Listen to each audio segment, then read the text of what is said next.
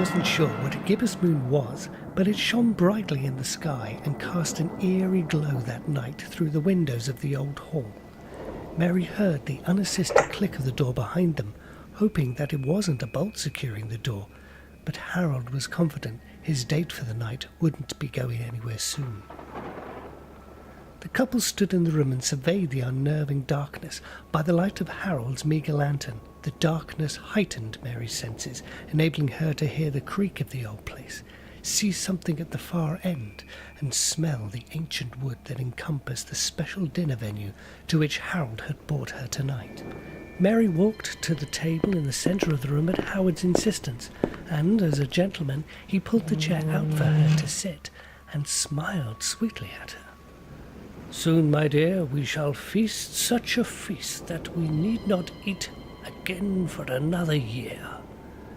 As Mary sat, she didn't really listen or notice the lack of cutlery or dinner settings. Instead, her eyes were fixed firmly ahead. In front of Mary's eyes was a hideous altar made from the blackest unearthly stone, surrounded by human skulls. Some seemed old, but others seemed newer. The smell that came from the dais was partly incense, but something else too. Mary knew she probably shouldn't, but had to ask. "Harold, is that a fountain of human blood in front of me?" There was a flash of lightning and a clap of thunder.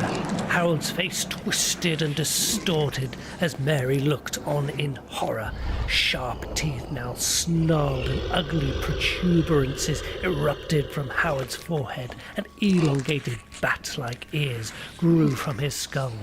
His body contorted, just like his face, completing his transformation into a hideous creature of the night. "Seize her!" commanded the hobgoblin, and around Mary's chair, slime-covered tentacles surrounded her, wrapping onto her arms to hold her in place, and thicker tentacles coiled around her legs and waist, pinning her to the chair. Mary tried to cry out, but as she opened her mouth to do so, as if a tentacle was almost waiting to do so, it covered her mouth. "Master!" shouted Harold into the great hall. "I summon thee to our realm to join the feast to be prepared in your honor. Grant me your presence so the celebration may begin." A shape shimmered out of the ether, a terrible demon of nightmares with sharp claws, sharp teeth, and piercing eyes. It spoke. "My servant, you have done well. Soon after the feast, another skull will become part of this altar. Is the offering ready to feast?" Harold turned to Mary. "Well, are you ready to feast?" There was another clap of thunder, and it all went dark. From the still blackness came a clap and a laughter, followed by a puff of smoke. "Darling," said Mary, now in her vampire form, "that was so good.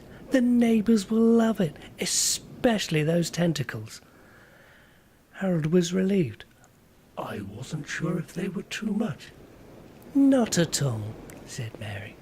"Now, let's eat. I'm starving."